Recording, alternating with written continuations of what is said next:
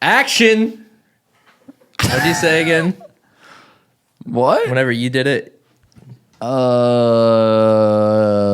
don't remember. I'll have to listen back. Okay. We can check in post. We should do a review of our previous podcast for this podcast. I love that idea.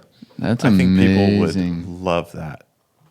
I bet you guys would never be able to guess. You get one guess about what I did last night. Wrestled some dudes. I learned a couple. I actually didn't learn anything, but no, I didn't wrestle any dudes.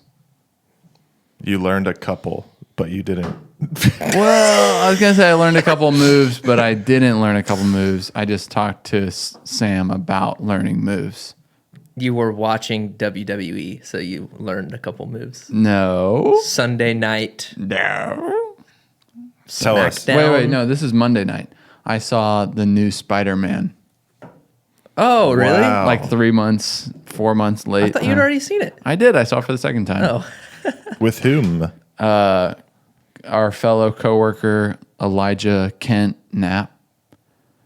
And I didn't like it as much as the first time. Oh. Yeah. That makes sense. Like for every movie. I almost. don't know. We'll give a spoiler alert. Why not? What didn't check out this time? It's just a kid's movie, and that's totally fine. But just like cheese level and plot holes galore. Like, I just don't like any of the Doctor Strange stuff. Just like his motivations don't make sense. Yeah, and like the whole linchpin of the movie is like a whoopsie spell. Like that was like obviously kind of poor acting too. That was just a pretty bad scene. And I don't know, but I mean, they did all that to get what they got together, and that was the fun part. And I know that that's the idea they started with, and they probably were just like, how do we make this a reality to have this? Yeah, but whatever. It was still fun. Ross, have you seen it? I have seen it. And you were just like, Movie. yes. Yeah, Me like I you. was enjoying it. I paid attention the whole time. It was long too. Yeah, but every time you talk about Marvel movies, Ethan, I don't get it. I don't get like your critical eye. Because whenever I watch a Marvel movie, I'm just like, this is entertainment. And I don't It's care. Like I know it's not the best acting or whatever. But It's not. It's just there's moments of good acting and there's moments of good story. So when there's not, I'm like, you're getting the best of the best together. Why not just like think about the plot a little more? Because you're investing so much in visual effects and sound and mixing and everything. I'm like, can we just think about the dialogue and like a lot of the dialogue's great and hilarious. Like, why can't you just tighten up in a couple like plot line points? I don't know. But, and there's some that are good. Like even the first, Tobey Maguire Spider-Man. So it's like, those are just classic good movies. Maybe it was just because I'm a kid and now I'm not a kid and I'm watching Spider-Man. But new Batman, I'm super excited for. I'll say that. Got my tickets. You already got your tickets? Where are you seeing it? AMC. I'm officially an A-lister. I pulled the trigger Seriously? a couple weeks ago. Do you want to mention our new sponsor, AMC A-List? This podcast is sponsored by AMC A-list. I wonder if that's illegal to like that's a bit for us on this podcast. Fake a being sponsor? Like faking sponsors. I think if we were doing some like bad stuff on here, someone might get mad. But this is really pure content, Yeah. like innocent stuff. Yeah, so I finally pulled the trigger on it, and I also saw a bad Tom Holland movie this past weekend. Uncharted? Yeah. Dude, did you ever play the video game? No. It's a great video game. Shout out Kobe. That was his favorite video game. We played it at his house on his PlayStation 3. Cool. Yeah. Your best friend? Yeah, my personal best friend. I think Kobe. I've watched some of those YouTube videos that are like Uncharted story in its entirety. Oh. Like years ago, so I kind of knew some of the stuff around it. But having this A-list thing and paying, $25 a month for it a piece for me, and Michaela. I think it's $22 a piece, so $44 a month. We have like a $50 entertainment budget, so we kind of just funneled it all towards that. Hey. But it's kind of making me view going to the movies in a different light. Like I probably never would have even watched that movie at home. But we weren't doing anything, and we essentially said, let's just go see this in like Dolby, just to like hear a loud movie. Sure. And it has a really bad rating. It wasn't as bad as the rating. I think it has like a 36 on Rotten Tomatoes. Dude, it's got Wahlberg. But it's just an action movie. Yeah. It's ridiculous action, but it was fine. Yeah, like the trailer has the scene of him, like he's outside of an airplane, like jumping on cargo boxes to get back in. Yeah. That's very much like the video game. But then you're like, transpose that to movie, and you're like, what the heck? What is this thing? Yeah. How was Mark Wahlberg, though? Final question about Uncharted. I mean, Sully, right? That was his character? Yeah. He hasn't aged a day. Looks great. Still jumping around like a maniac.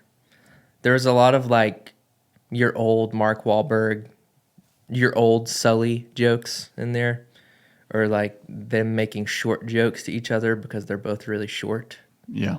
That's kind of just like. Can you look up their height? The Or do you know entire- it off the top of your head? Any guesses? 5'9". 5'8" for Wahlberg. 5'7" for Tom Holland. Dang, son. They're both absolutely shredded. Yeah, for sure. Hats off to them. Yeah, good job in the gym, boys. Yeah. It's been a week since we've been on the show. Yeah, sorry about the week off. A week. Well, sorry, 2 weeks. I guess 1.5, right? Because we did the Bellwood Boys towards the end. Oh, yeah. Well, it's been a while. Yeah. It's been longer long. than normal. And what were we doing? Why did we miss the show, boys? Do you not remember? I blacked out. The The whole week. I can't remember a understandable. single second of I it. kind of blacked out too, to be honest. What did we do? You It wanna felt say like a total blur. This past week, the three of us started a contracting company We did? called Valor Coffee Contracting LLC. And company. But we file as an S corp. Yeah. Just kidding. We did not register with the state. Sorry, state of Georgia. Because we were doing work for our own company, Valor Coffee LLC. And we renovated our cafe. Not complete renovation, but it looks great. It does Big look great. facelift. We tiled our backsplash because when we started the business, we couldn't afford tile. So we used FRP. Anyone know what FRP stands for off the top of their head? Do you think it's just a long plastic word like fexylene reputable poly? I do. What? Oh, fiberglass reinforced plastic. Wow. Oh. That's not that hard. So when we started, all we could afford was FRP. And if you've ever been to our cafe, you have definitely seen it. You've seen how our pit crew writes all over it with expo markers. They did make the most of it with the whiteboard capabilities. For sure. And guests loved it, you know. And during Valentine's Day, we were able to write what we love. First of the year, our word of the year, Matcha Madness last year. Went crazy. Oh. So it had its pros, but it had one big con, and that it was ugly as butt. It was like a fart. Yeah, it was Like, a constant. It looked like a fart smelled. You know what I mean? yeah, totally. So we were faced with an interesting dilemma, and it's that once you put FRP up, it doesn't come down. You can't take it down. So what we did in all of our prowess, what do you call it? Prowess, yes. Prowess? How do you say it? Prowess? Prowess is a word, but How are you using it? Finish the sentence, and we'll tell you if it's right. In our prowess, we came up with a great idea. Our savvy. I'm trying to use it as I would savvy. Okay. Yeah, I think savvy's great. Okay. Sure. Our savviness. So we buy. Frugality? No. I mean, all of the above. Mm-hmm. Prowl savity. Prow savvy. Let's keep it moving, boys. Come on. Welcome to the Grammar Podcast. We threw up new pieces of drywall on top of the FRP. All the people got to see that for one day. Oh, yeah. It was gorgeous. Green. Looked good. Yeah. Ross mudded it. Comment below if you came in while we were renovating. Fixed the seams. Let's just give a big shout out to Ross. Woo! Ross did a lot of renovations on his house and learned from his pop-in-law. Mm-hmm. Good old Timmy P. Let's give it up for Timmy P. Timmy P. Big listener. Yeah, Tim, big thanks for listening to the friend of podcast. program. So we threw that stuff up. We tiled up to our shelf, extended the shelf, and then above the shelf, now it's not ugly, reflective FRP. It's just white. And then up at the top where the drywall protrudes before it meets the regressed drywall, we put another shelf.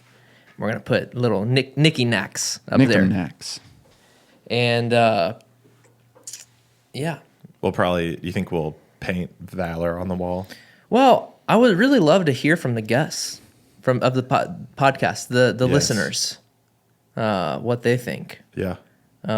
What should we do up there? Where I guess the initial thought is that we paint our new Valor logo there.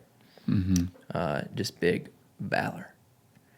But, I mean, I guess we could also do our new icon, Right. which you will all see in a couple weeks. A big neon sign with our icon could be really cool. Yeah.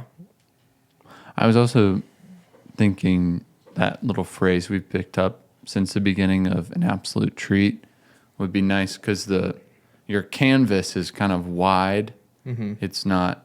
That's our icon is a little bit more vertically gifted, whereas in like a phrase or a word it's going to be more horizontally gifted. But that like Poly Sans font for An Absolute Treat, I just don't know how like special that would look versus like a more Fluid. Psychedelic, wavy, like this kind of stuff. 70s vintage kind of vibe. Yeah. Time will tell Yes, it will. Let us know your thoughts. in the comments. Yeah, in the comments. Can you comment on like different podcast platforms? Maybe there's one that I don't know of, but I've never seen it. You can leave a review, which is your own personal platform to say whatever the H you want. Everyone leave a 5-star review with what we should put on the wall. Have we received a review on We have, this? yeah. I think on Spotify we have like 12 5-star reviews. Keep them coming. More Lord. Yeah, so something I didn't think about, we're getting an overhead menu. We could have totally just made a menu back there on the wall. Well, it's kind of far from. Are you talking about in that empty space? I mean, in the empty space or just like on the wall straight back. It's pretty far away. It's pretty far. We might have that. I think we would just really exacerbate that problem of people walking past Surge. Yeah, true. That's true. They'd head for the menu. But you That's one of our biggest failures, I would say. Surge placement. Yeah. But I mean, how else would you do it? That was my next question. Yeah, how do you even format a bar space in that besides what we have cooking? For those listening, especially those who haven't been to our cafe, whenever you come into our cafe, our point of sale is very close to the door. And when we were designing the space, it was very intentional. We were thinking, we want to be as close to the door as possible where we can see everyone who's walking in. We can greet them immediately. They'll come straight to us. But in reality, people just dart through that thing and head straight to the espresso machine, which is further back in the space. Then we have to say, oh, I'm so sorry. If you could just head right up to the front. Our owners didn't know how to lay out a space. I'm sorry. Also, a conundrum in that too is that we really try to greet everyone that comes into the space, but the person taking the orders is typically in a conversation, so that responsibility is on the backs of the production team who are in the back of the space, and so they'll like wave and say, hey, welcome in, and then someone will see that and start walking towards them, and then they're like, oh, I'm sorry, I was just walking you to the space. You'll have to go back to the front. And I'm like, it's still worth it, but that's hard. Let us know what we should do in the comments below about all of our problems. Yeah, leave a 5-star review letting us know what we should do. And speaking of doing, one of the best things that we could do on this podcast today is talk about core values and the importance thereof for any business. This has been a really huge part of our whole philosophy behind our business is having these things called core values. And would you boys want to talk about that a little bit? I have one thing I wanted to talk about beforehand. Yeah. That we could use as an example of how to integrate core values into decision making. This is pretty hypothetical, but also somewhat realistic to our lives. Are you ready? Shoot. Yes. I met with a general contractor Friday. We went to lunch and I got a beer and I was like, is this allowed? In the end, I had already had lunch, so I got like a salad and a beer, and then he paid for it, and I was like, I wonder if he feels bad that his company just bought me a beer. Did he get a beer? No. We went to a place that like is a beer spot, so I was like, I don't even like beer that much, but where'd you go? Butcher and Brew. Oh, okay. Don't you feel like you must get a beer? Yeah, like I have to get one of their world famous beers. I don't feel that way necessarily. Like you don't feel like that's weird? No, I don't feel that like that's weird at all. Great. All right, whatever. I just thought it was funny when I got a beer and he didn't get a beer, and I was like, cheers to it being 12:30. I'm gonna get 6 more of these. Did you make a joke about it at least? No. You just took it down. You're just like, this is normal. We do this as people. I drink beer all the time. What beer was it? I asked for one, they didn't have it, and they're like, we can give you something comparable. And I was like, okay. Check, please. Check, please. For this guy? Hey. Put the checks on him. It was a really odd experience to get like taken out to lunch by someone seeking our business. I was like, am I getting wined and dined? Get used to this. Yeah. Let's get some client golf going. I know. Tell him next meeting's on the course. Yeah, I'll see you on the course. on the fairways. The fairways, fairway social. So we're talking. I'm talking about like the new space that we're trying to cook up. We're talking. All right. I'm like, yeah, words, and he's like sentences and punctuation. And I was like, yeah, we're thinking since this space, the potential space is bigger, we would want to do more of like an island concept with like independent stations or bars. And he was like, oh man, running the electrical is going to be really challenging. Either you're going to have to send it all up through like columns or down through a platform. Like we could build a platform for the bars. Why can't it go through the like concrete in a conduit? I didn't ask, but that was mine. You didn't bring up the concrete conduit? I didn't mention the concrete conduit, and I was like, I don't know why I didn't, but I think probably that was just going to be really expensive to take all that concrete. Because you'd have to do all of it. Does that make sense? No. Like anywhere. Anywhere the electrical runs. Yeah. Well, that's a sub point. no, I think we should deliberate on this a Okay. little bit. Go ahead. No, I'm just kidding. But yeah, he was like platform, and I was like, huh. Like, how does this hit our brand and culture if we were like 6 inches off the ground? You know, because I've heard some people, there's some chatter about there of like, we think the whole service station should be like higher up so that you're viewed as like an expert and you're like looking down at guests and like you're respected. And I've also heard I've honestly heard the opposite where like people wanted to like put the service area in like almost like a well kind of thing. So it's like a lot more approachable and like you see everything that's going on. And I was like, this is funny because we're just talking about construction, but the end result could drastically affect like the culture of the space and like the you know, for lack of a better word, vibe of the space. And I was like, this really does start to touch core values. And we're talking about like how to run electrical, Right. But it's integrated into like, I was thinking about our core values and I was like, how does this fit in to that? Right. Suss that out a little bit. Like how does a construction decision, what does that have anything to do with our values? Well, there's ripple effects to the decisions you make. And so like, say we go for the platform and everything's like higher up. And what if that like assumption reigns true that there's this weird, like now new power dynamic between guest and pit crew member where there wasn't that. Even this is a little less core values, but tangential. So we have the point of sale spot and there's a counter in between. And there's even just something about the counter that it sounds stupid. There's a physical barrier, obviously, between guests and pit crew, but that creates different levels of like emotional barrier, whatever you want to call it, like mental barriers.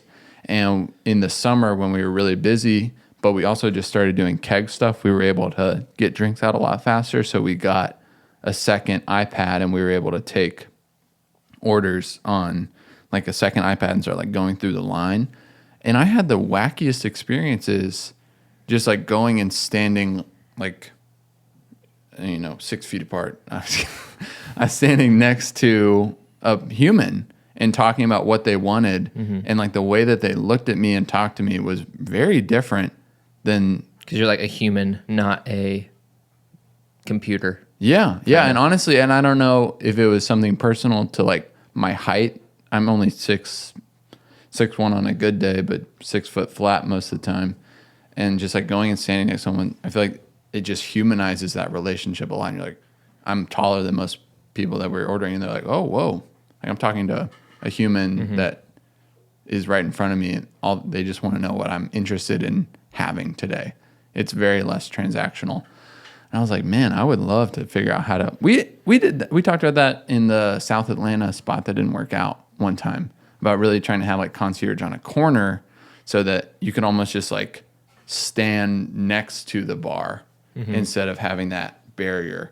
And that worked really well in our catering operation too. Sure. Out of necessity. And then realizing, whoa, this is great. I could like touch people while they're ordering, give them a little talking to. Yeah. Or like punch them. Yeah. Just like punch. Like Yeah.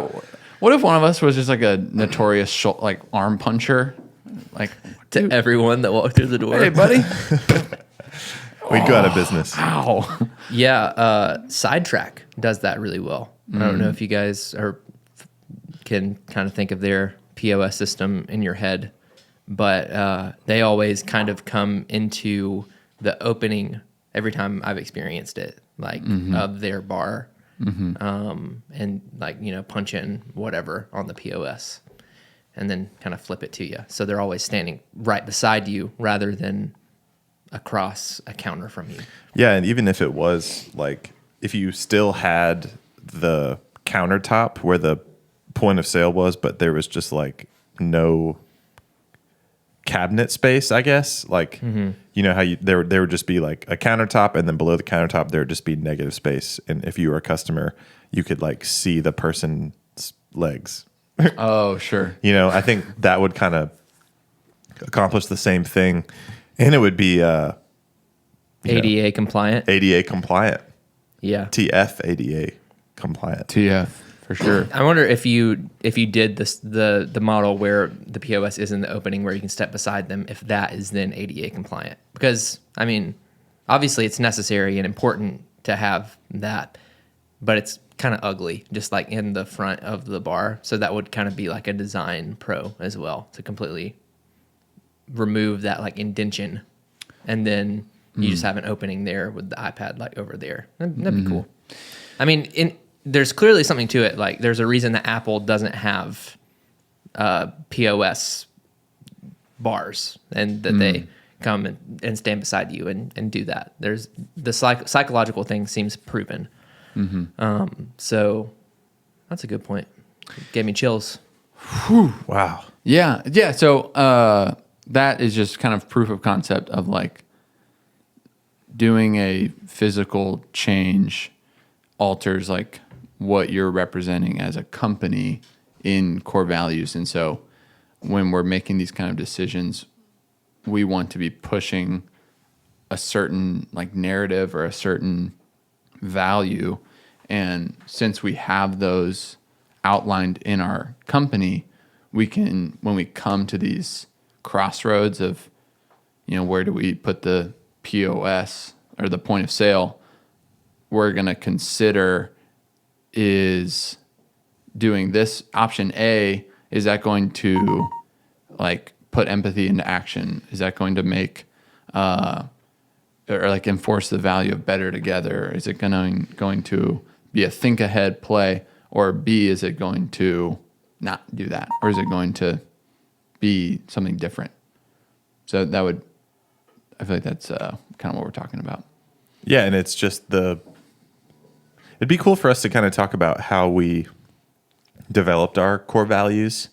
And I guess like one of the big sort of ways we define mission, vision, and values, you know, those are like really used terms, mission, vision, and values. They can kind of lose meaning.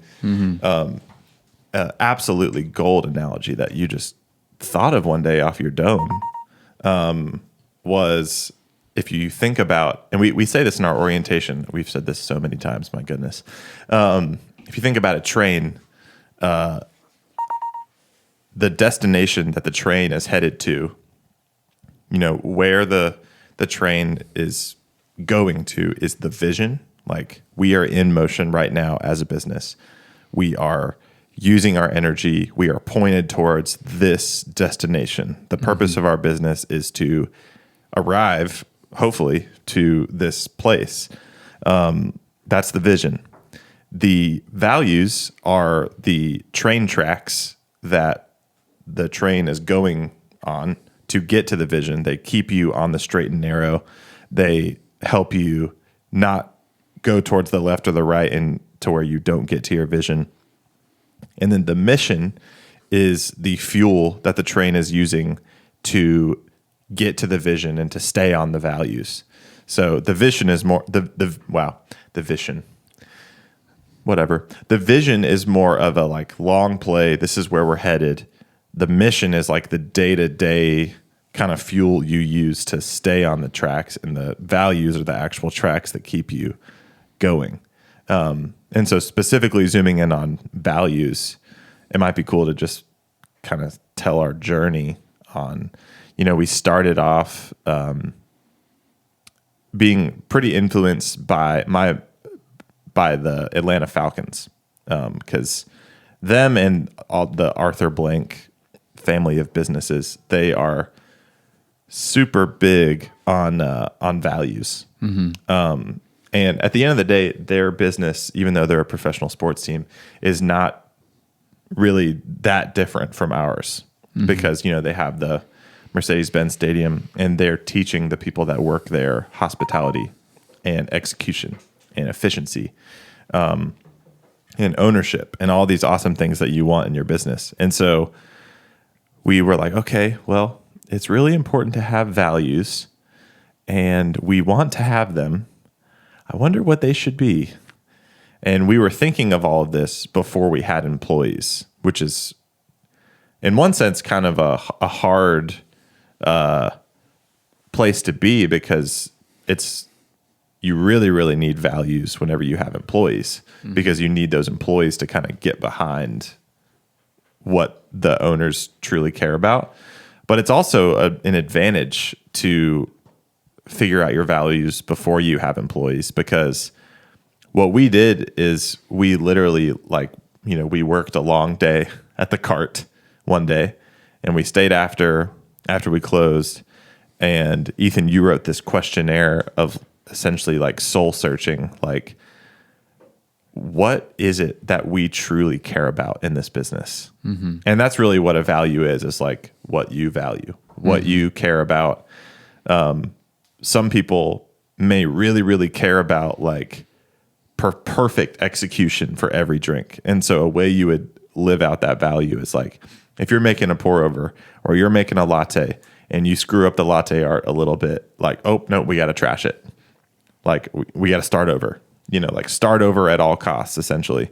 Whereas another business, hey, Ariel, another business might really, really value speed. And so like those two values are different. They can coexist, but if you put speed or like convenience as your core value, your business is going to look a lot different than if you put like, I don't know what the word is, but like perfection and excellence as a value. So we sat down with these questions and we just said, okay, like forget everything we've been told, forget everything we're supposed to be, forget what other coffee companies are doing. What is it that the three of us actually care about in this business? And I just think back to that conversation a lot. Like I don't even remember what we wrote down. I don't know if we can find those hard copy documents that we printed out for that time. But I feel like that really was like a big moment for us, like an anchoring moment to like, because your values keep you on track and it propelled us towards our vision. For sure.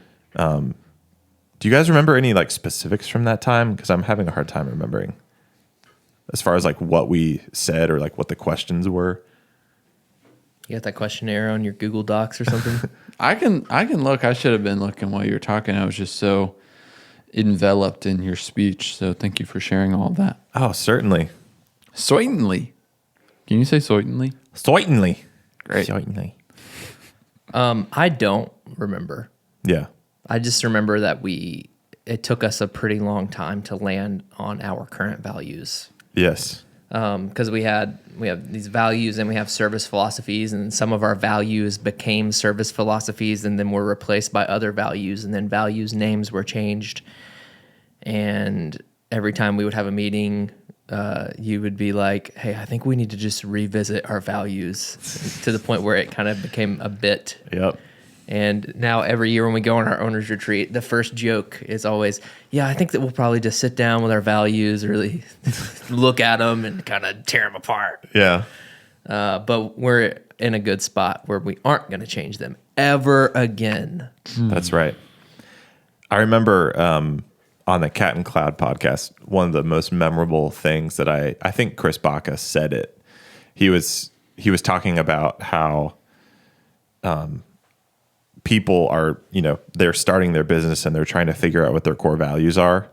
And he was just saying, it's not actually going to help you if I just tell you what our values are and you just apply them to your own business. And it's the reason he said that is not because like our values are bad or whatever. Like you could take Valor's core values and one for one apply them to your business and it would be fine, right? But the actual pro to having values is found in the process of finding your values. I just remember he said that, and it really stuck with me. And I think it kind of led to this questionnaire that we wrote up. I wonder if you can go in the document history and figure out when it was. But yeah, there's so much magic in the actual process of finding your values that if you take someone else's values and apply them to your business, it's not actually you're not gonna get the most value out of having core values. Yeah, I mean, even if we can't find it, I think we can kind of conjure up some questions for some people. Like how to get there? Yeah, and I mean, it's pretty simple. Like I think there was some personal questions, and I think there were some business questions. Mm-hmm. You know, like what, maybe start with, and we learned this one from our good friend Steve Miller. Your life's mantra. I think that's a good place to start. And create a mission statement for your life. You know, who do you want to be? How do you want to treat people? How do you want to be remembered? I think that would be a really good first step. Yeah. And then once you have that, then you can, dig a little deeper, where do you want to be in 5 years?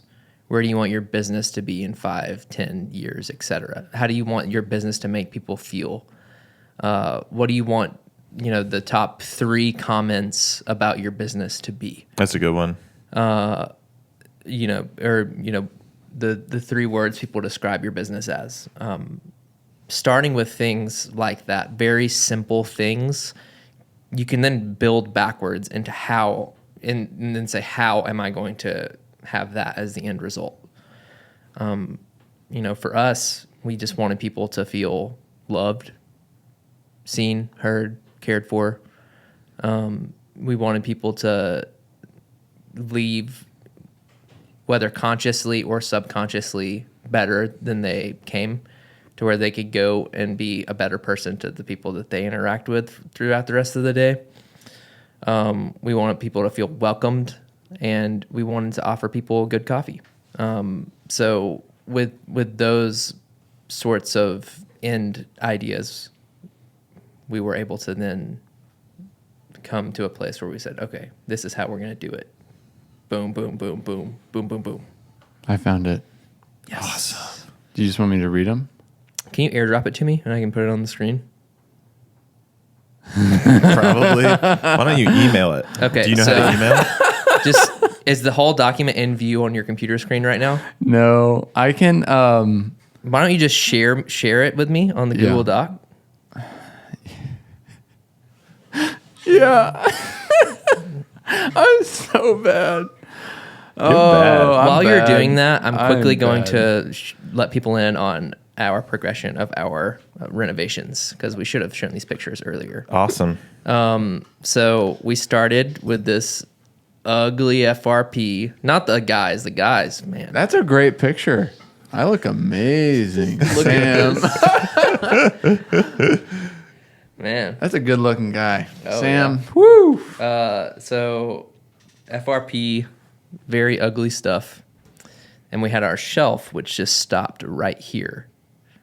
And so we covered the FRP, took down the shelf. Whoa. Look at that in action.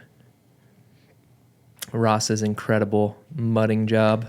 So good. So good. Ethan over there doing something. Oh, I'm working hard, baby. And then we started throwing up the tile. Ethan, working hard again. How you trying to, guys?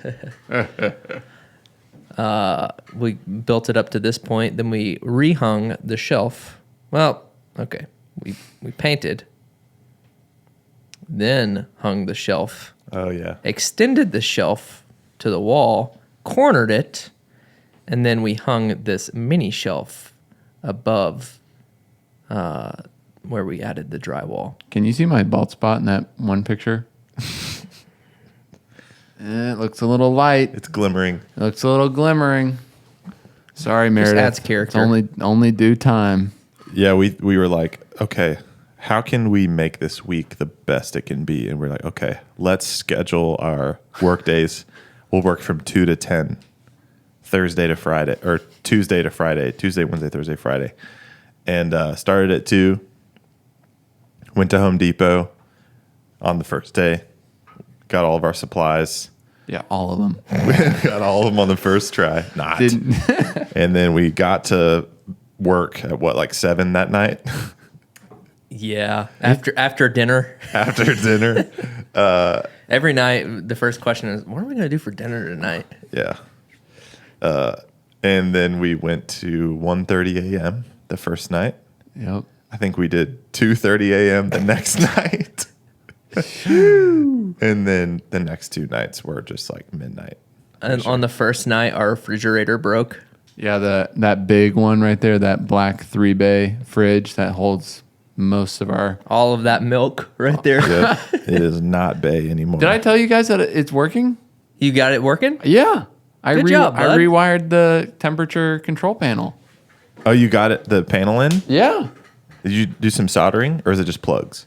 It was all like the ones where you have to unscrew. Twisties. Oh, okay. And then pull them all out and then twist them up and put them back in order. Great. Amazing. I was scared, honestly, but it wasn't that hard. You always got to be on your toes, you know? I know. I was like, I just got to be on. My toes. But the hardest part about all of this was just the fact that we were trying to run an operational cafe Oh, yeah. during 7 to 5. So we would get in, bring in all of our gear, kind of like help. We didn't really help close that much. I don't want to steal credit, but we just try to get out of the closer's way, and then also like bring everything to a center point, cover all the gear with tarps, and then after an hour of that, then we could start, and then we would finish our project at like 1:30, and then have to clean everything up again. It was rough, but I mean, I don't really see a better way to do it because Saved a lot of cash Yeah. doing it that way. For sure. Especially imagine the fee of whoever would have helped with it being like a night project. Oh, yeah. The added extra. it seems like an infinity, but I mean, 4 days to get that checks out. Oh, yeah, in my for sure. head. But to be like, showing people, I'm like, yeah, we worked all week on this. And like, what do you do? And I was like, we put up tile and hung 2 shelves. Well, It was harder than that. All right. It's partly because like every single step along the way has like a 24-hour wait period to be able to do the next thing. Mm-hmm. So like I say that, but also each part took a long time.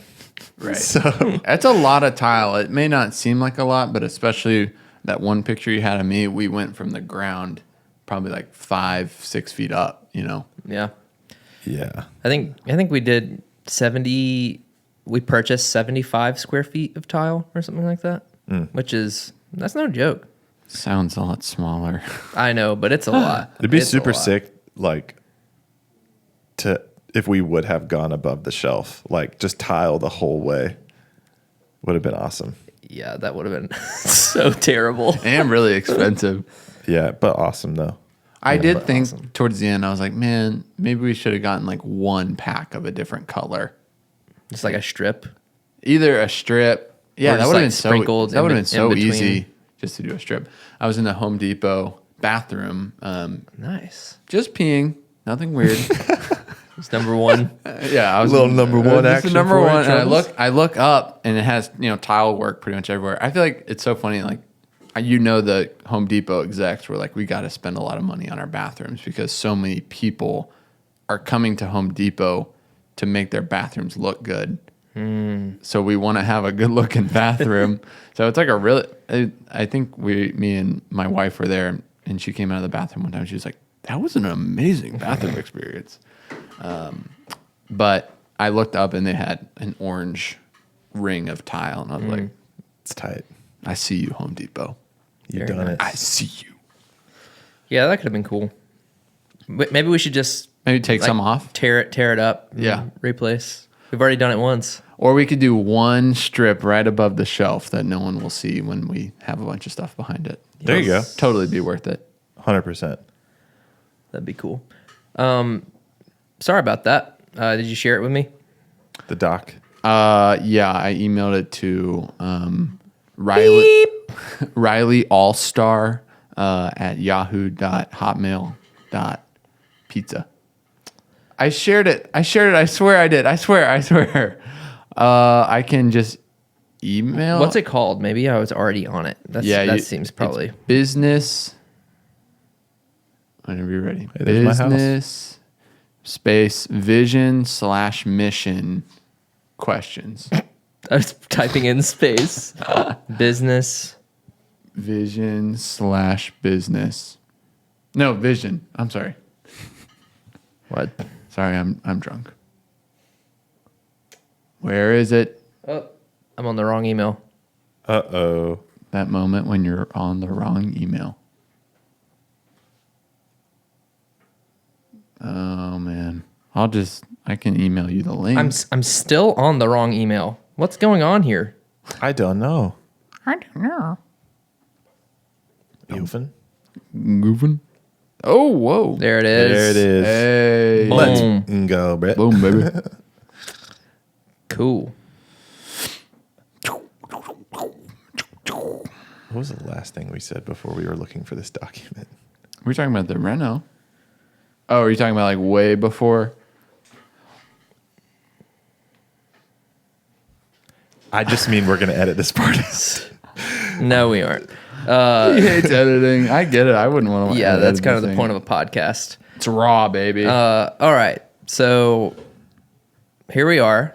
Did we just want to kind of go through top to bottom? Sure. What if we? Yeah. Yes. I was saying we could even like revisit. I think we printed them out and wrote our answers, so those are lost in the ether somewhere. Mm-hmm. They might be in the file. Yeah. In the legacy folder. Yep. Ooh, yeah. All right. Question 1. At the end of your day, The end of day. when you feel energized and purpose filled, what did you do that day? What sense of accomplishment did you feel? Put those feelings into words. Do you have a specific memory? Sure. My favorite artist. Sure. Do you believe in love after love? Anyways. All right. Who's got something? Maybe just one person can answer, and then we can move on so we aren't lingering for too long. Well, just really simply, I really love when I have a lot of things to do in a day and I get all of them done. And then I have like time left over also to like, either like dream about the future or like work on a fun project like our cart or something. And so like that, I think that is part of the magic of this process, this document, is that the answer does not have to like be the right answer, or like I can't really apply what I just said to like our core values, except I can be like, I really like getting things done. And it's like, wow, it can be that simple. But what I can take from that as it relates to this is that I like efficiency. I like clear communication. I like writing down and looking at, my tasks. It's like, oh, well, we could do that for our employees. Like maybe I value efficiency in that, or maybe I value clarity of mission. Almost. Right. Yeah. So I would say that's my answer to that, is like having a list of things to do, getting them done, and getting them done right and excellently with excellence. beautiful. Question 2. In 10 years, what do you want people to say about your company? What do you think people say about your company now? It's a good question. Whoa. That's for Big T. Love it. In 10 years, I think this is where we probably came up with the whole mission statement of, the idea of Valor being a light of the coffee industry as far as hospitality goes. So that's the main thing that I think of. I want to be a company that treats both our guests and our employees right. And I want, everyone to be able to see that.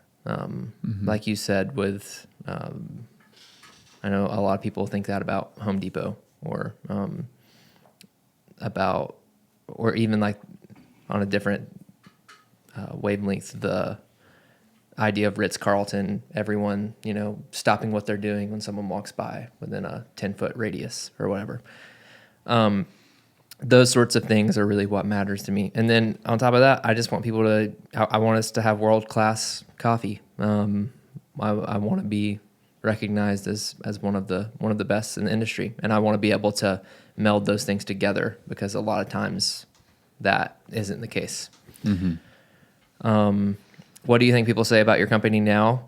I think we hit a lot of the right things on the first side. I think people, a lot of times it's just like, man, when you walk in there, like I saw so random on Reddit a few days ago of like people talking about like, what's the best coffee roaster in Atlanta? And someone responded to it and said something along the lines of like, they were mentioning like Bellwood, Chrome Yellow, and then they were like, Valor and Alpharetta, like they have great beans. Whenever you walk in there, they're so nice to you that if you're introverted, it's a little polarizing or something like that. Yeah. Which I'm just like, yes, that's great. Sorry, introverts. Love You America. like it. We know you're into that. But I think, that we hit that really, really well. And over the past 6 months, we've started to hit the coffee thing even For sure. way better, because, I think coming from a stance of the three of us had coffee experience. We hired a lot of people who didn't have coffee experience very intentionally, because we wanted to be able to mold people into, very guest-focused individuals and build on their values as people before we even hired them. So it kind of just worked out best to hire people who didn't have experience. Now, but then, we kind of ran into this area of, we could be better at latte art. Yeah. We could be better at tasting extraction of espresso. Yeah. And, fortunately with getting this HQ, having a lab area where people can come and work, that we've really stepped forward in that regard. And having someone lead that out in Sam. Absolutely. So we have more time for quality dev. We have an awesome roaster. I mean, we were on a good roaster before, but we just have like a world-class roaster machine. The Ferrari of roasters. Yeah. Now that we're roasting on the Loring, not to say it's perfect, it's not. But it's a great machine, and we can produce world-class coffee on that thing. And we just keep getting better. I mean, I think literally a part of Sam's job, now that he is full-time here instead of splitting time between here and the cafe, is sitting down and trying to figure out how to make the coffee taste better. And literally Googling, like how to roast specifically to get better extraction, and then hopping on all these forums and other people telling him what to do and stuff. So I think we're actively working towards that side. But traditionally, I think people are like, oh, Valor, love those guys. That's what people say about Valor. Or Valor hate those guys behind our backs. Who knows? Yeah, we don't hear that one. Yeah. Yeah. Great. Ethan, Yep. what are you afraid of our company becoming? I wonder what you would have said in 2019. January 2019. Is that when we did this? Well, yeah, I mean that was probably with the Honestly, I bet it might be a similar answer because I was already thinking one of my biggest fears was bringing on people to the environment into the team.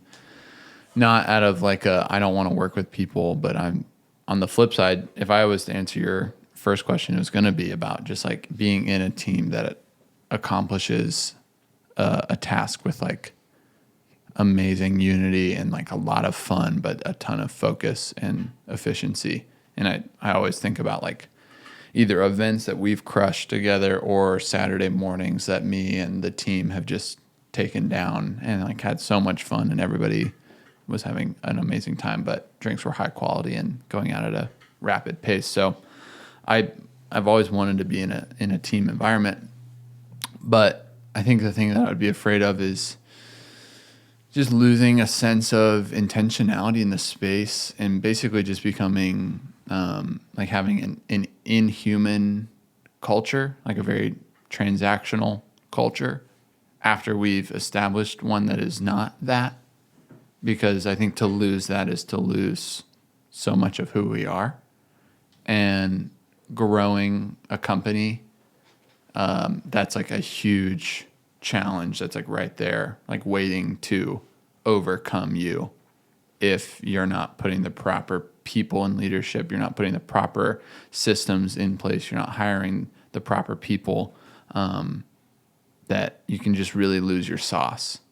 And you can walk into a cafe one day and nobody's treating you like a human, no one's looking you in the eyes, no one's asking you about your day, and it's just like, dang, I just went to something that I went to before I started this company. I was like, this is why I want to start this company, is to have an environment that's not like that.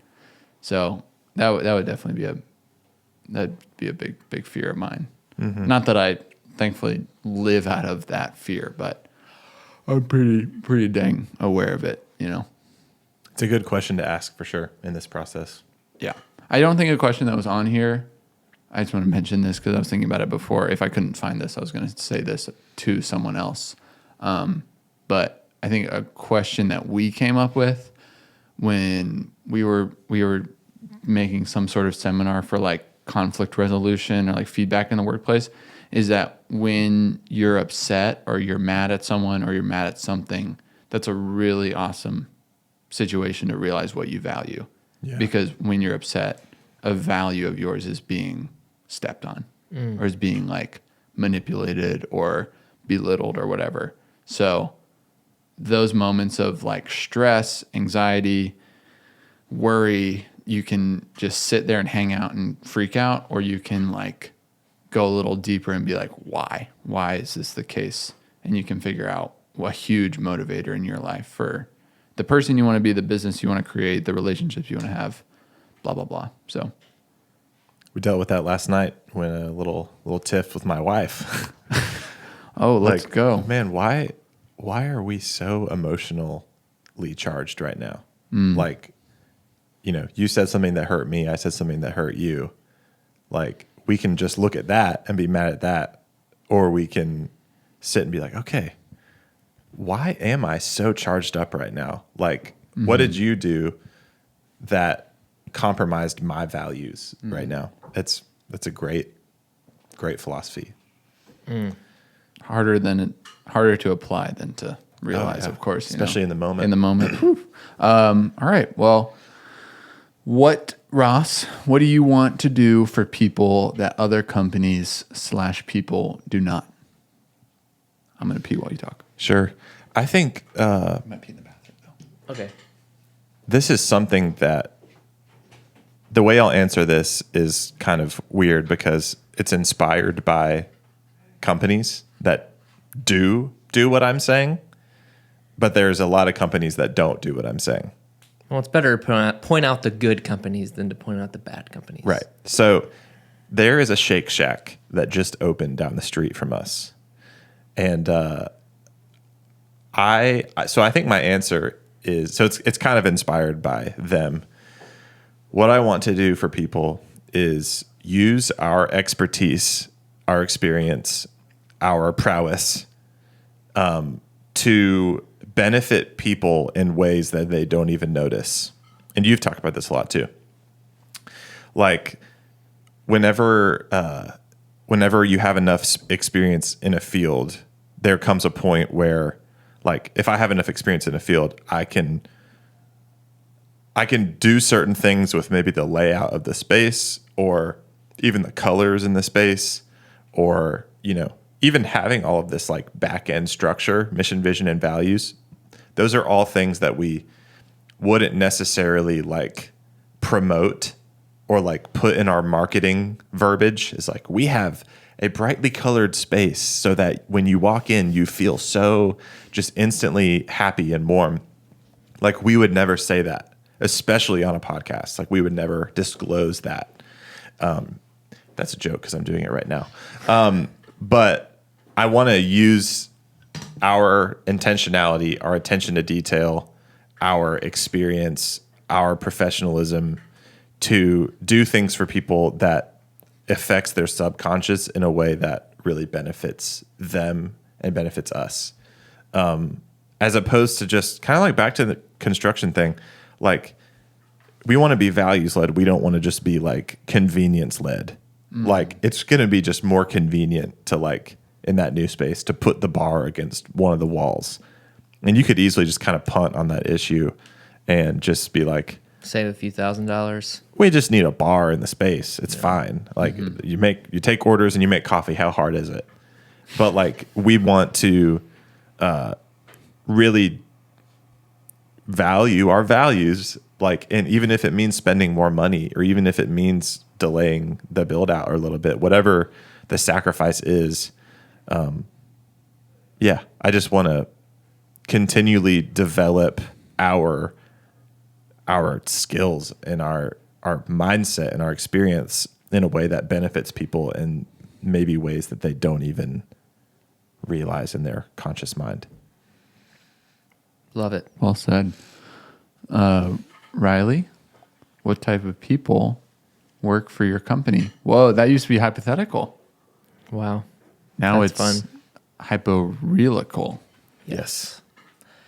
Man, It's a good question. These are all so good. that is a good question. I think the people that work for our company are genuine, smart, personable, hungry, humble, awesome. Love that one. I mean, all of the above. Yeah. So when I take a step back and look at how we've hired over the years, like I said just a few minutes ago, we have never wanted to just come out and hire for experience. If you want to do that, if you have to do that out of necessity, I totally get it. But we have always wanted to start with a foundation of a person who is just a loving, personable, just kind person, and then build the coffee skills on top of that. Mm-hmm. So I think the main thing is, if you come into our cafe, we never want you to just stand there and wait for your drink. It's always this sense of someone reaching out to you, someone being warm to you. And I think we have accomplished that. And I think I would have answered that question with that answer at that point. Something that strikes me, just as a little tangent, is how unrevolutionary all of these things are that we're saying. Simple truths, man. It's just like, it all sounds so almost uninspiring in a sense. Like, well, you want your employees to be really nice and make sure they pay attention to detail and, and show up on time. And like, all of these things are not new concepts whatsoever. But like, it's just interesting that like, we shouldn't let that stop us from just because it's simple doesn't mean it's easy, I guess, is what I'm saying. And it definitely is not easy to maintain. Like, it's one thing to start with a great team, but what about 3 years down the road? Kind of like you said, like, more locations, more team members, further, like different leaders in the company besides us, like how do you maintain it? I don't know. I've just always noticed that about everything in our, culture kind of verbiage is it's none of it is like new or cool or like clever. It's all just like basic, try hard and be nice and work hard and be good to people. Like it's all just that stuff pretty much. Well, it's one thing to say those things, and it's Yeah. another thing to build a company around those things. Sure. So, I mean, I've never talked to anyone who's like, I want to hire an employee who's a jerk. Right. Everyone would say that, but it's the attention to detail and going the extra mile within those things and having things that you can fall back on. If you can fall back on to your values and how those relate to the person you're hiring or this thing that you're doing, then you can truly achieve what you're saying in passing by cementing it into the foundation of the company. Yeah.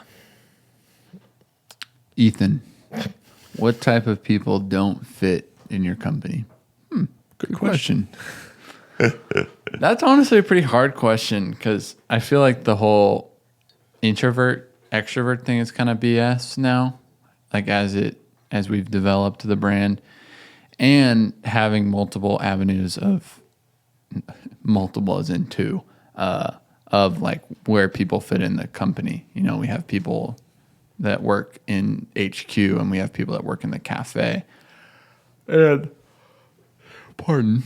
Need some coffee, bud. Pardon my progress. still fueling. Buffering.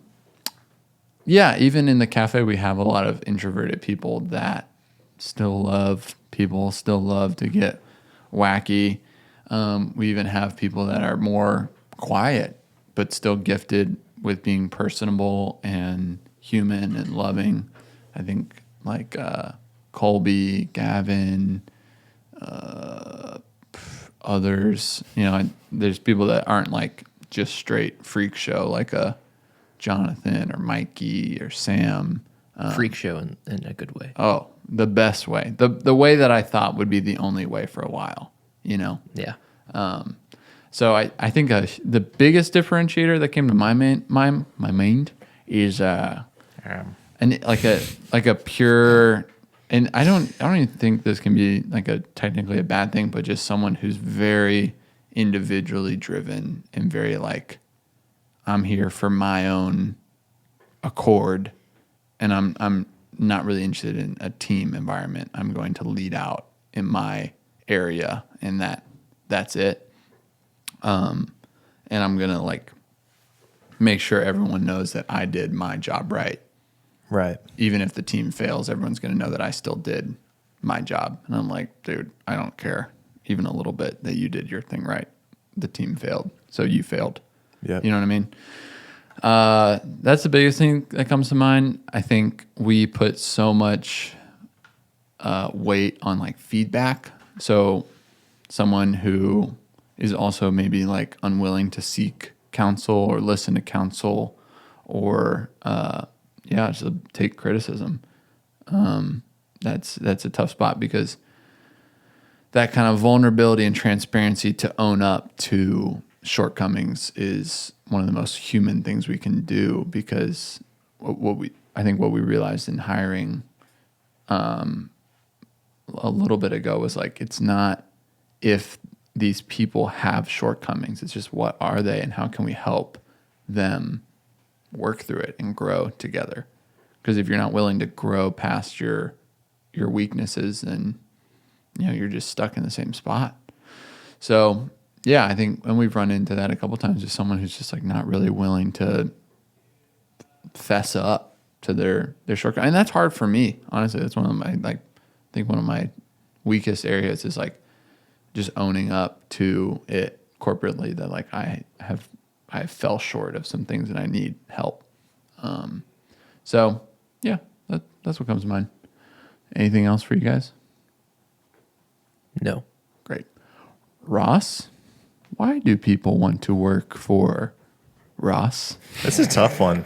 I feel like I could tend to be a little insecure about this one. Like, I think part of it is because I am so wary. Awesome. I'm so weary and wary of like hypocrisy. True. Like, especially having such, like if you sit through our orientation, people are always so jacked, including me after the orientation, to be like, all right, let's start working. Like I just heard about the mission, vision, values. I just heard about like why I'd love to work for a company like this. Yeah. And then it's like, okay, talk to me in a year and see how your actual experience has been and how, like working at Valor compared to what you heard in orientation. That's like one of my biggest, like, man, I hope we're not being hypocritical to people. Like, I know we're not perfect. I know we're not, always going to be in line with our values and always going to be living up. Like, I know we're going to make mistakes. But I feel like I can tend to be a little like shifty about this question. But I would say, all that said, like one of the biggest reasons why people would want to work for us is because their personal values line with our corporate values. Their personal mission in life aligns with our corporate mission for our company. And then the vision is sort of just something they get behind. Like, if you work for us and you live your mission and you live your values, you will get to you will get to our vision. It's inevitable. We are on the course. That's kind of the whole point of having mission, vision, and values is you can't not hit your vision if you live out the mission and values. And so I feel like if someone can come to Valor and what they care about personally, beyond just making money, even though making money, you need to do it. Like, you need to make money to live. That's why part of why you're working. If you can come to Valor and you can align what you personally care about with your role in the company and what our corporate mission, vision, and values are, then that's why you'd want to work for us. And that would hopefully be the case anywhere. I don't say that like in a we're special way. I just say that in like, hopefully that's why you'd want to work anywhere. Maybe another reason why people would want to work is to provide for their families or provide for their lives. Yeah. I think that is probably a huge driver. Yeah. The biggest driver, I would say, even for people that work.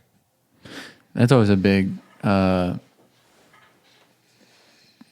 don't even know what the right word is, but it's interesting to grapple having people come work at Valor and they start making exponentially more than they were making.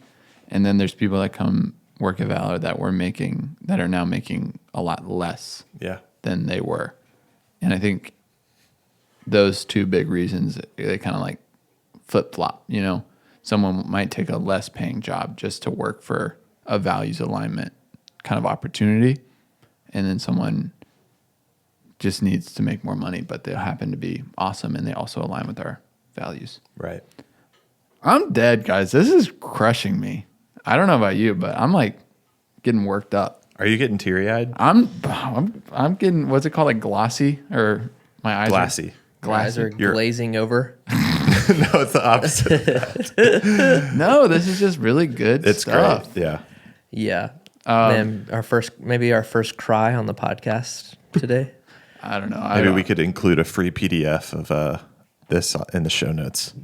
Hey, yeah. Get to that, Big T. Thank you. All right. Yeah, we'll do. T, what other companies do you respect and emulate? Ooh, good question. Oh, man. I haven't seen emulate spelled out in a while. What's up? What's up, Emulate? Emulator. Yeah. So I'll kind of just bullet point them out, and then we can maybe talk about each of them. At this point, I think we would have said Cat and Cloud, Ritz-Carlton, Arthur Blank family of businesses. So Home Depot, Falcons, Atlanta United, PGA Superstore. Mostly the PGA Superstore. Yeah. You walk in there, man, it's inspiring. Oh, yeah. You guys got any other ones off the top of your head? From 2019? Yeah. Maybe Base Camp. Base Camp. 2019. We're probably talking about Ford Fry. Yeah. Yeah. Maybe sure. like the White House, just like that entity in general. Mostly their food and bev program. Yeah. The food and bev program of The U.S. government. the U.S. government. Oh, man. Sorry. Yeah. So to kind of break those down, Cat and Cloud and their podcast turned us on to a lot of this stuff. Yeah. Sure. And that was a big part of it. The way that they treat people and want to be more than a coffee company was pretty revolutionary for us. So thank you, Chris, Jared, and Chuck. Chuck Jack. Thanks for that one time we talked on the phone, Chuck. Yeah, that was awesome. Appreciate you, bro. So that's them. Ritz-Carlton, a lot of that came from a book. Excellence wins. Excellence Wins by Horst Schultz. Must read It was good. if you're starting a service-focused business.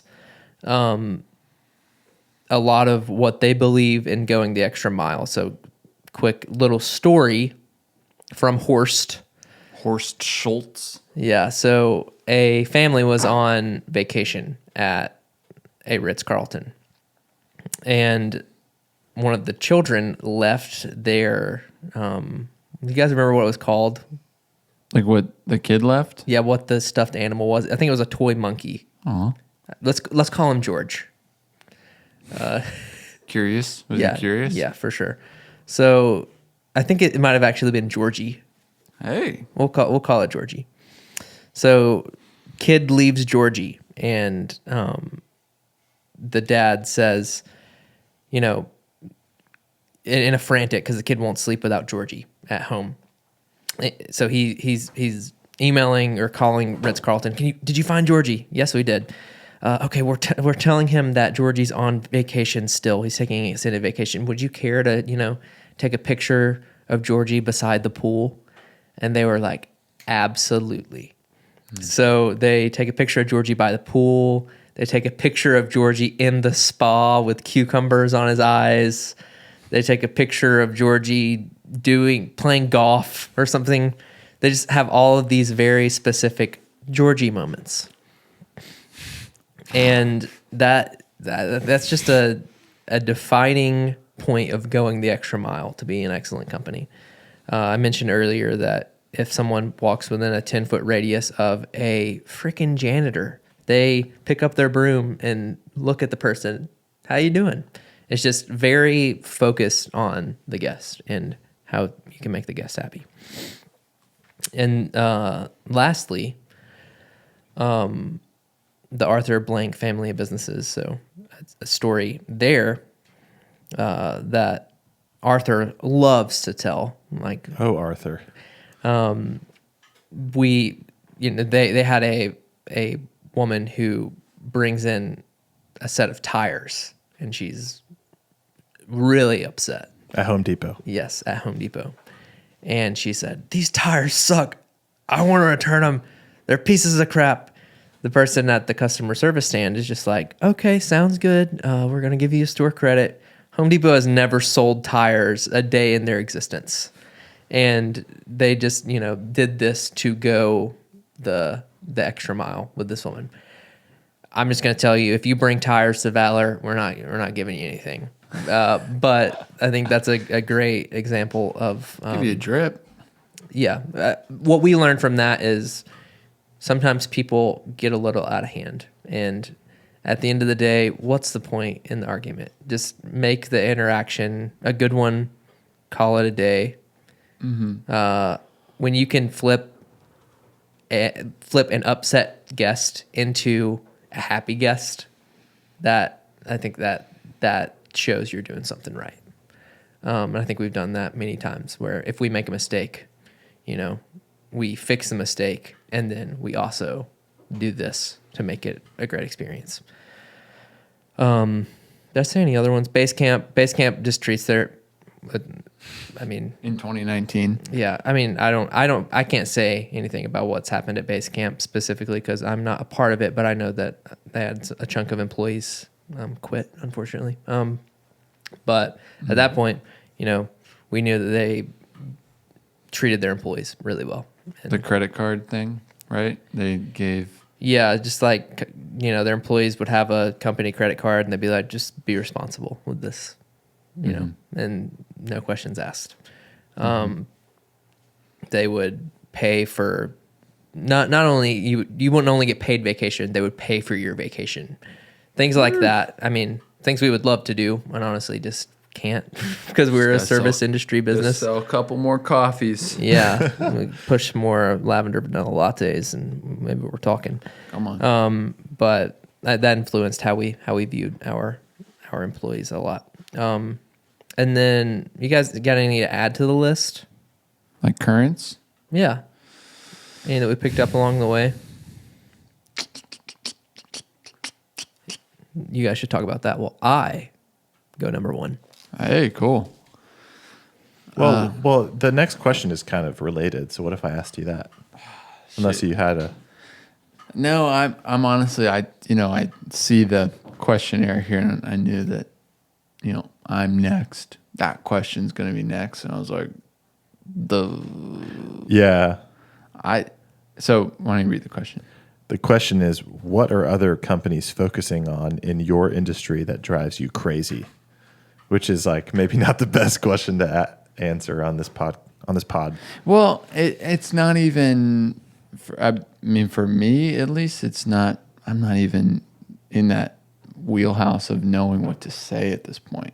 Because if anything, thinking back, Riley was talking about his trip to Nashville, and he was talking about like the service experience in all these shops that we used to be like, whoa, that's the opposite of what we want to be like, totally 180'd.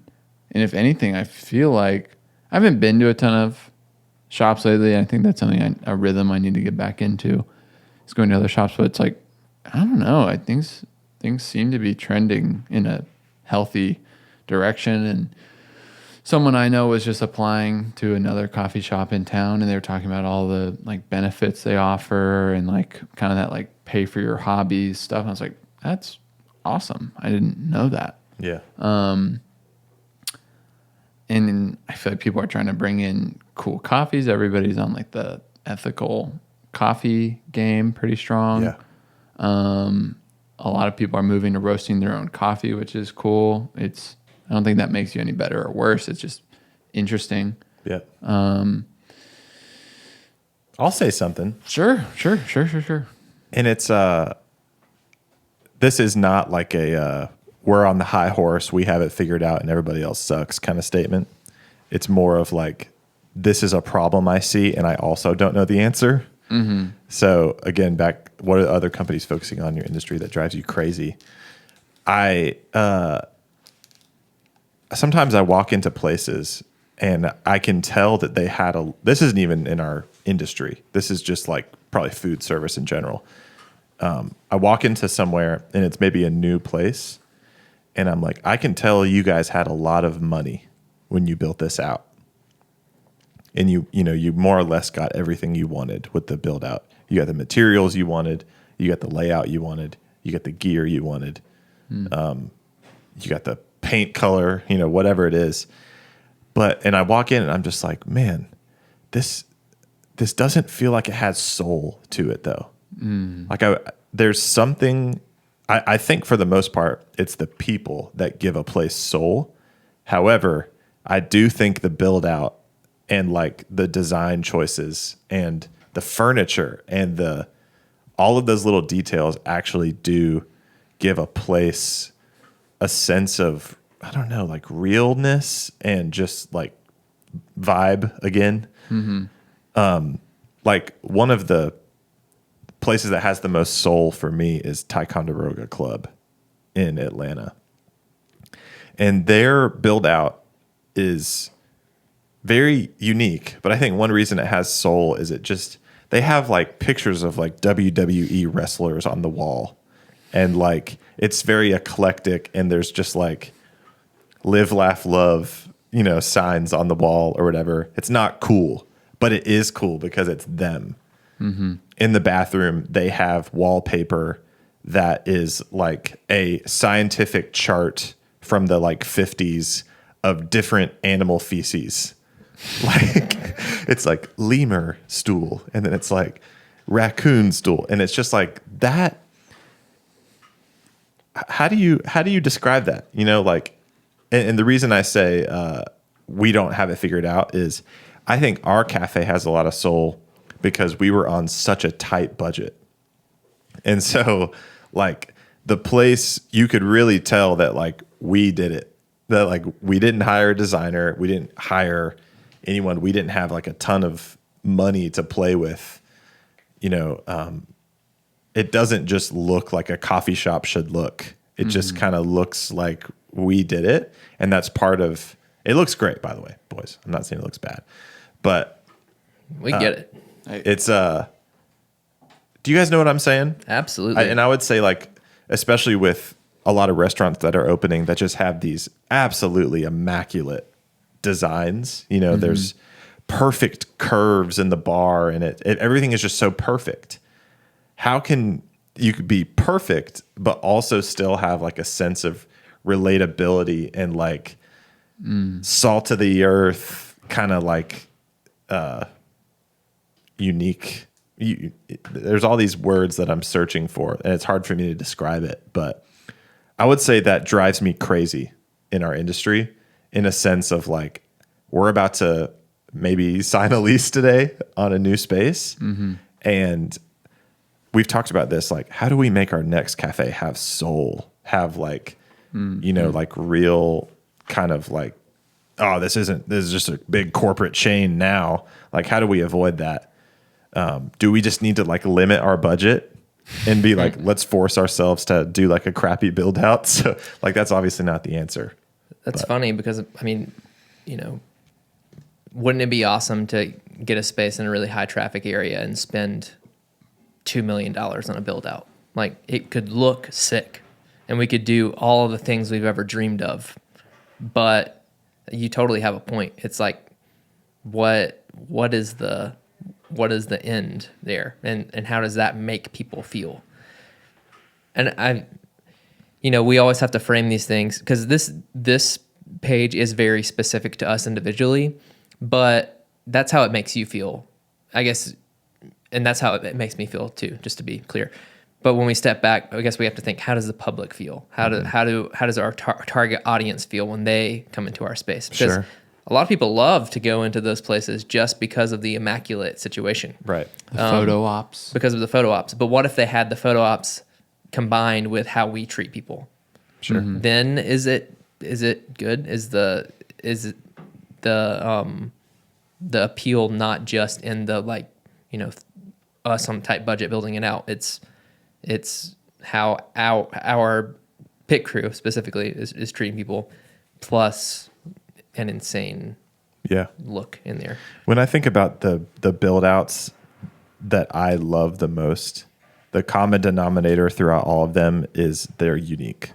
Mm-hmm. They are just so on brand for whoever is there. Like again, with Ticonderoga Club, like it's themed like a old wooden New England scummy bar with all of these like random things on the walls, and like there's like what do you call that?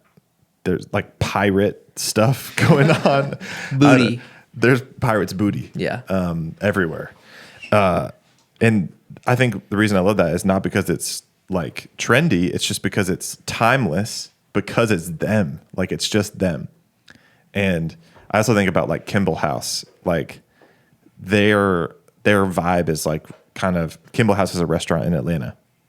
It's really like French, but like still like dark lighting. And there's like, mounted taxidermy. Yeah. like a mounted like links on the wall or whatever. And it's all just so perfect.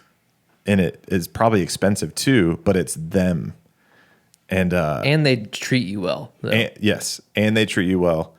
But there's some places where it's just like, let's hire a designer to kind of give like a mid-century modern vibe and call it a day. Like that'll look cool. I don't know. Maybe no one else cares about this. No, I think I think a lot of people care about this. And there's something to just story too. Like when you're removed, when like the company itself is removed from the design process, there's no reason why. You know, why did you get this thing? Why do the colors you have in the space matter? Why do you have the tables laid out like this? But just involvement in the process. There's intentionality, there's story, and it's even cool seeing the way that we bring a team into the space and they make it their own too. You know, like people putting little knickknacks around and stuff like that. That's very special to them. And I think about like, no shade to the co-working community, but like a co-working space is supposed to be like the opposite of that, where it's like, it's just a really well designed like canvas for you to go and work in. Sure. But where are the people in that space? And so it has to reflect the values once again. Yeah. That's a great point. I'm glad you said that. I remember talking about that, and I still haven't really gotten that conversation out of my head. But yeah, it does make you...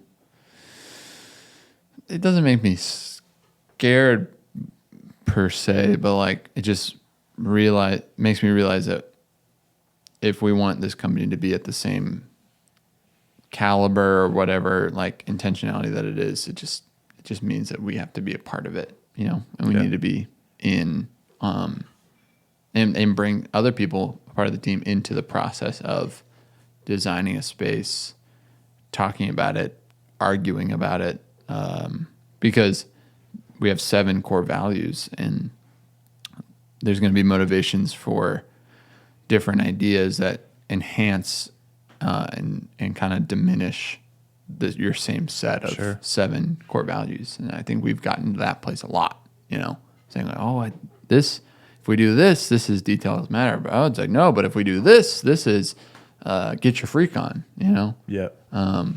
So creating a balanced space like that has personal touches, it's huge. Super huge. It's huge. It's huge. I appreciate you saying that. Yeah, you got it, man. Woo! Let me know next time you want me to say a cool thing. I think for this last one, what's your personal mission statement? I don't know mine off the top of my head, and I'm not going to delve into that here.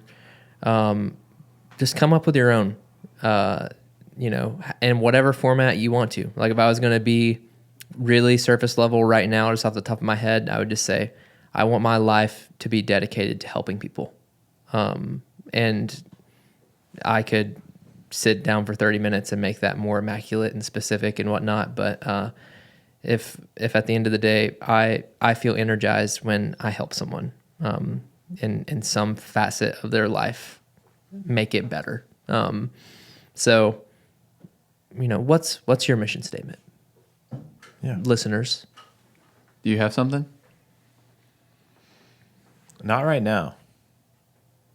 I'm trying to think of it. I was trying to think about what I wrote in 2019, and I remember saying something about like, I always want my life to be like a shelter for people going through all different walks of life that can come and like find refuge and like peace in my presence or in my life, so that there can kind of be this like walls down moment for people. So offering like a I don't know what the word is, but just like a space for people to not have to worry about word choice or whatever. They can showcase themselves and realize that they're loved. Yeah. I think both of you guys are really good at your respective mission statements. I would say mine, just off the top of my head, would be like bringing out the gold in other people. Like, I think we were all created to be someone, and like we were all created differently and with unique giftings and unique quirks, and often like insecurity and position in life or like mindset stops us from being who we are created to be. And I think we need each other to bring out the gold in each other and kind of like speak against the lies and the insecurity and whatever it is that's like capping our potential. So I feel like I want to do that for other people, like help people become who they were supposed to be, and overcome whatever it is that is, putting a wet blanket on them or like, kind of, I don't know, constricting them. You do it, buddy. You do it. You do it big time. Thanks. I mean, you guys want to talk about our values and how we kind of picked them from this? I do want to leave space for, the aspiring entrepreneur to come up with their own. So Yeah. I don't want you guys ripping ours just because they're here for you. Right. Yeah, and I don't know if we talked about that, but we definitely did that to start. And there's a starting place, for everybody. So, we took some from different companies and applied them and realized that some work, some don't. But I think walking through this and spending time, like removing ourselves from other cultures or other people helps us find what was within us all along. Maybe it'd be cool to say a few, but I kind of like leaving it there, like leaving it to where you have the questions that can get you to your values, but maybe we could just say like a few. What if we say all of our favorite ones or one that's been speaking to us lately? Sure. I can start. Awesome. Mine is details matter. I'm gonna read this word for word. Please. So this is our document that we give our new employees that they can live by and they look at all the time. Details matter is all about intentionality. Everything we do is on purpose. We take time to pay attention to the little things because they matter. We look at our daily operations with fresh eyes and we don't let details blend into the mundane day-to-day rhythms. A details matter culture is greater than the sum of its parts. Our product will tank if we don't consistently pay attention to the details. The details about our guests and associates matter too. Noticing and remembering the details about someone makes them feel known and loved. So, one of my favorite details is our first timer sticker. So it's something we totally don't have to do. We get them from a company who's able to do fun things with a sticker that makes them sparkle, and they're kind of expensive. And we give them out all the time, and we constantly place reorders, but they make people feel so awesome. It's just something you don't see very often. And I think we got this idea kind of. We started with we just ripped it from Disney World straight up. What do they do? I'm pretty sure if you go to Disney for the first time, you get a button that says, my first time at Disney. Nice. Like kids wear them. Or when it's their birthday, like if they go to Magic Kingdom, they get like a tiara. And, it's that kind of thing. You just feel special. Yeah, it just makes them feel special. And it's totally, it doesn't immediately and day to day reflect in the bottom line. But, over time it does. And people never forget that. But that's someone posts that on the Instagram story every single day and tags Valor. I got a first timer sticker. This is crazy. It's just a coffee shop. Yeah, it's like crazy that they would do this. That's kind of the whole point. Yep. That's one. Another fun one is we used to give people the straw in the wrapper on top of the drink. And then we just noticed people would be awkward with their wrappers. Like they wouldn't know where to put it, or they wouldn't want to walk to the trash, or they'd hold it for a while. No one ever said anything to us about it, but we were just like, you know what? We should start buying straws in bulk without wrappers, so we can just pop it right in there and call it a day. And then, the last sentence there, noticing and remembering the details about someone makes them feel known and loved. So whenever a guest comes in and says, yeah, I'm going to Six Flags this weekend, and that's on a Friday. On Monday, when you ask them, how was Six Flags? They're like, oh, you remembered. Yeah. Or my favorite is always when someone from out of town comes to our space and then we don't see them for 8 months and they come back in. We're like, Blake. Like, how do you know my name? Yeah, that's fun. Someone just told me yesterday, Elijah, that a guy who he comes in maybe monthly, maybe a little more than that.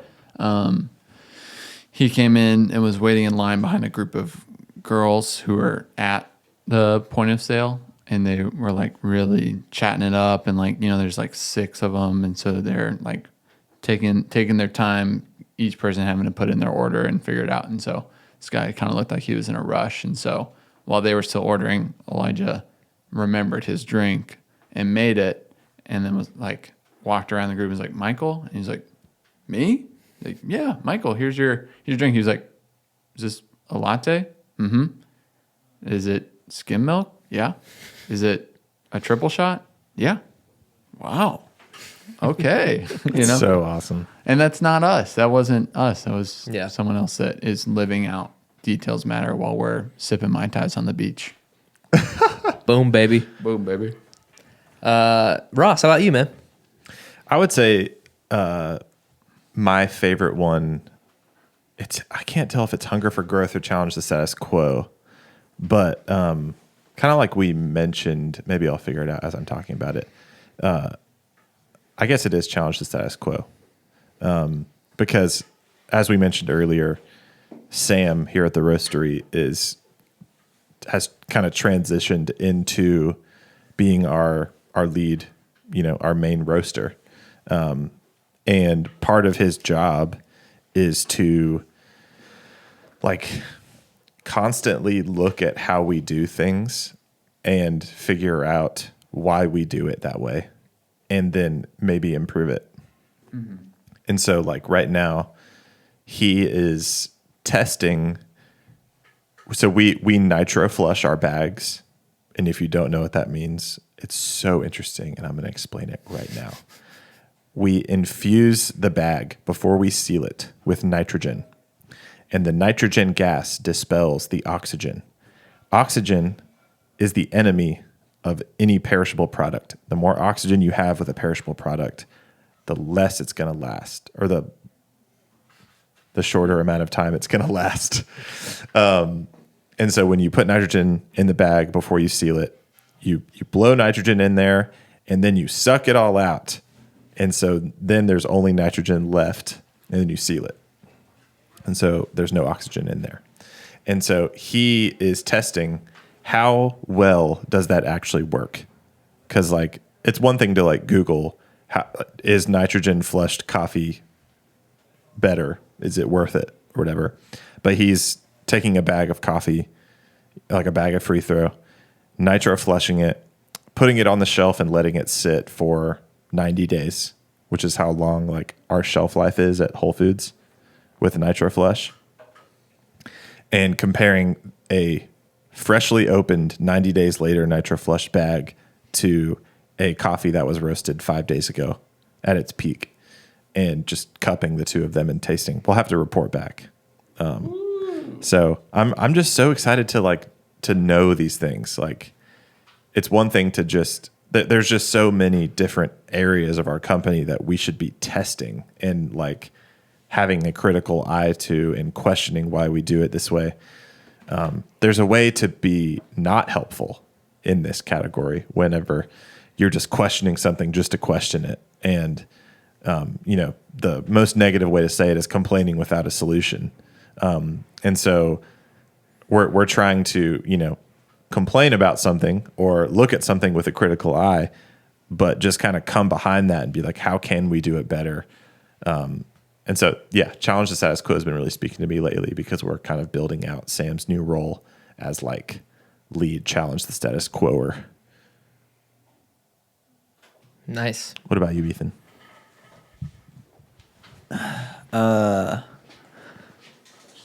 Probably put empathy into action. I think this is to me one of the most like, I mean, all of these do a really good job, but they're the most like value-based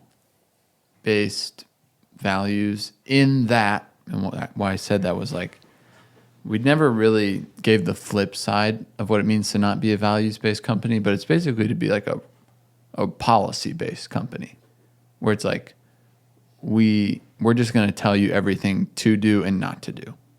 Yeah, that's good. A values-based company says, learn these 7 things, or like learn these 3 things, or how many core values you are, and just operate out of that, and we'll trust you to like make the right decision.